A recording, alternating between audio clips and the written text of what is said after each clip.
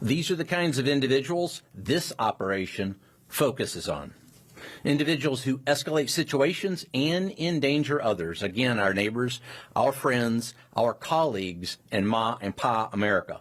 This is exactly why interior enforcement exists, to remove dangerous criminals from our communities, remove dangerous illegal alien criminals from our communities. It's also important, folks, to address a point that's often overlooked. Interior enforcement does not exist in isolation. It's not just about interior enforcement.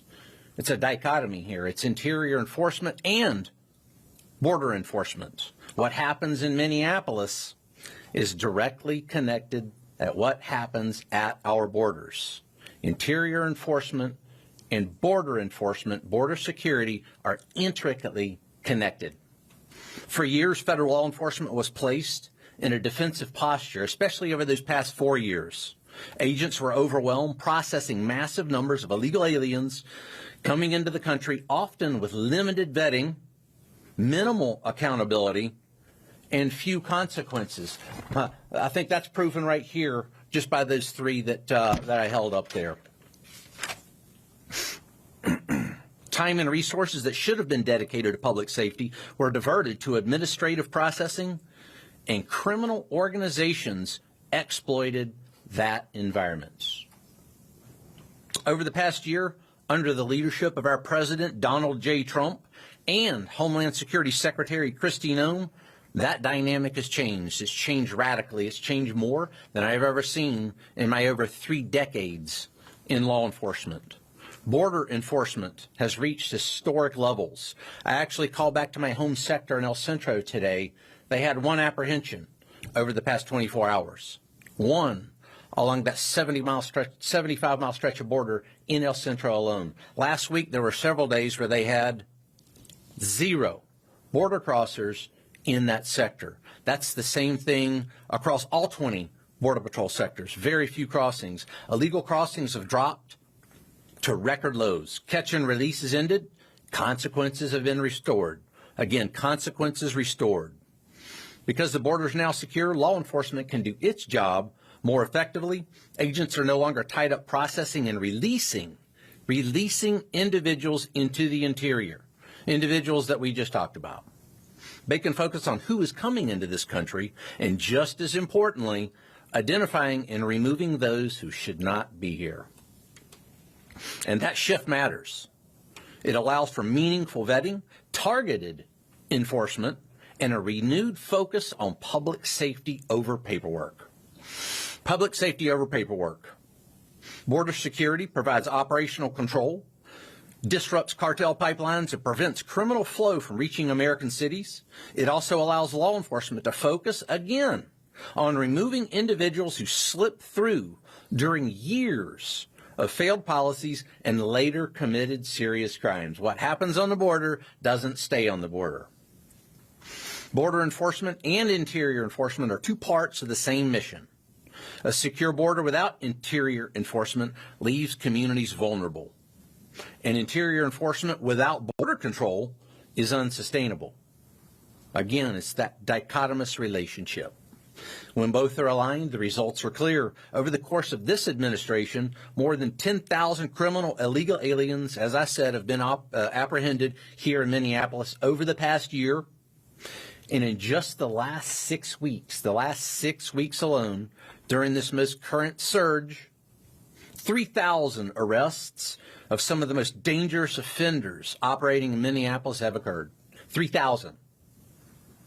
These are not technical violations, as I mentioned. These are individuals responsible for serious harm. Think about it for just a second, what the rape of a child actually entails. It seems as if that's glossed over by the media oftentimes. What does that entail, and what's that like? Think about that.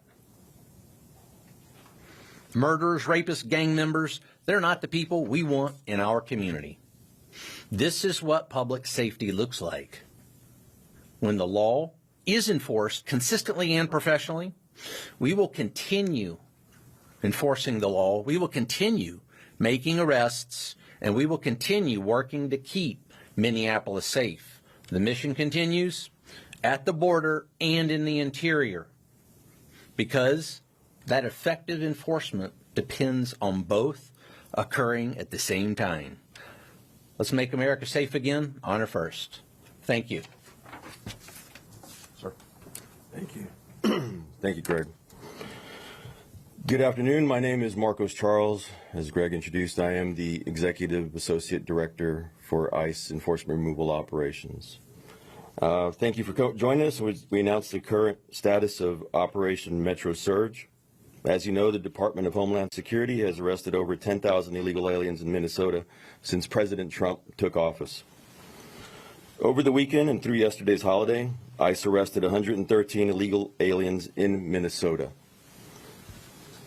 Some of the criminal aliens that were arrested, whose photos you see beside me on the monitor, include an illegal alien gang member from Laos with convictions for homicide and robbery, an illegal alien from Laos who's been convicted for sodomizing a 12-year-old girl and sexual assault, an illegal alien from the Marshall Islands who has 24 criminal convictions, including assault, domestic abuse, and theft.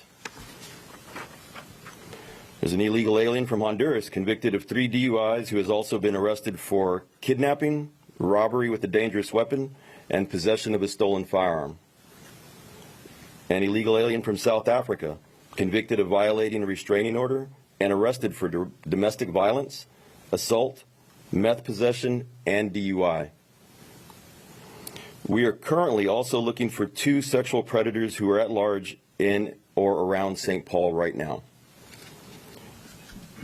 Lu Mao Ah, a criminal illegal alien from Laos who is wanted for sexually assaulting a child, rape, kidnapping, and domestic violence. And Kong Ming Bang, a criminal illegal alien from Laos who is wanted for sexual assault, gang activity, and simple assault. If you have any information about these 2 criminal illegal aliens or any other criminal illegal aliens, please call the ICE tip line at 866-DHS-2-ICE or visit our website at ice.gov to submit a tip. Since President Trump took office 1 year ago today, the state of Minnesota has released nearly 500 criminal aliens who were in police or state custody rather than turning them over to ICE for removal proceedings. Many of these criminals already have a final order of removal, which means an immigration judge has determined that they have no legal basis to remain in the United States. ICE currently has more than 1,360 immigration detainers on illegal aliens in Minnesota jails and prisons, and we are calling on Governor Walz and Mayor Fry to turn these criminal illegal aliens directly over to ICE to keep Minnesota residents in our community safe. If local officials, including those in the Twin Cities, don't want ICE to arrest criminal aliens that are at large in their communities, the best solution is to turn them over to us in a safe, controlled setting like a jail or prison, instead of releasing them back onto the street to victimize our neighborhoods, where your children go to school, where your parents live, and where you worship, shop, and spend time with your loved ones. The holiday weekend's arrests reflect ICE's commitment to public safety and responsible enforcement. When criminal illegal aliens threaten the Twin Cities or any other city in America, we act decisively to remove them from the community in a controlled and lawful manner. Our goal is simple. We're here to protect the American communities from people like the ones you see here on the monitor. Thank you.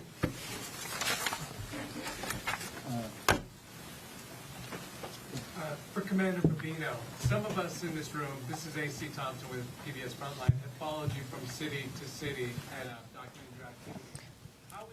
I'm Selena Wang in Washington, and for more, let's bring in our ABC News Justice and Homeland Security reporter, Luke Barr. So, Luke, we were just listening to Border Patrol Commander at Large, Greg Bovino, along with Marcos Charles, who is an ICE official. Luke, just get your reaction to what they were saying there and defending their operations in Minnesota. Yeah, Selena. Well, you saw Greg Bovino, who's been the face of these large-scale ICE operations in cities like Chicago, Los Angeles, North Carolina, Charlotte, New Orleans, and now, of course, in Minneapolis. He is the commander at large, and he really admonished the prior administration and the current officials in Minneapolis and for not honoring their detainers, not helping them with immigration enforcement. You heard Marcos Charles here, the basically the head of ICE's removal operations, say that they're asking for the locals' help and letting them get into jails because they've got over 1,300 detainers for people that are currently there, both in state and local jails. So you really heard the two top officials for immigration and enforcement removal operations, both Bovino, who's CBP, and Marcos Charles, who's ICE, really kind of admonished the current elected leadership in Minneapolis and tout what they've been doing in the past, not only 6 weeks in Minneapolis, but the past year since the president was elected. And not to mention, when you mentioned admonishing the local officials, we're just learning that Governor Tim Walz, as well as Minneapolis Mayor Jacob Frey, State Attorney General, the St. Paul Mayor, and several others have all received subpoenas. Walk us through this and how the state officials are responding. Yeah, so we did hear from some of the officials. We heard from Governor Walz, who said it was a partisan inquiry. We heard from the Attorney General, Keith Ellison, who said, and I'm going to quote him here, "Today my office has received a criminal grand jury subpoena from the Department of Justice. It is a subpoena for records and documents, not for me personally.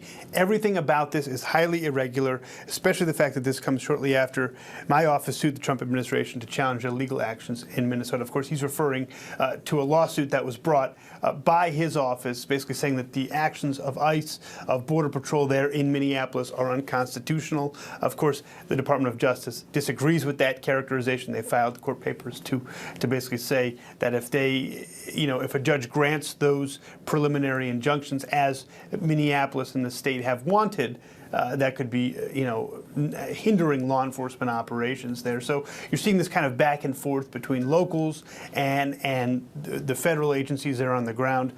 Clearly, this is something that isn't going to go away anytime soon, Selena. And Luke, the American people have all seen what have been some very distressing and disturbing videos coming out of Minnesota, clashes between residents, protesters, and ICE officials.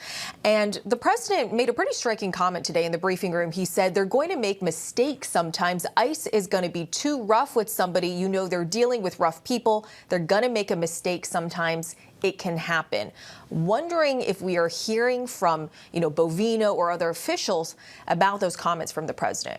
Well, he didn't directly address those comments, but he did. Bovino did sort of defend, some of the actions. He said they're lawful, they're targeted operations there on the ground in Minneapolis. So clearly, he's defending their actions on the ground in Minneapolis as the commander at large for these operations, and it's something that he said something to the effect of for for 4 years, presumably under the Biden administration, they couldn't act, and now they can. And it's something that they're definitely touting in terms of their actions there in Minneapolis.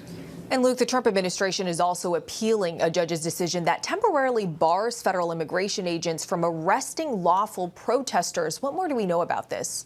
Yeah, so they're appealing that ruling. This is from a case in Minneapolis. It really centers around what the protesters. There was a lawsuit filed by the ACLU, and protesters, they said basically that they were following ICE.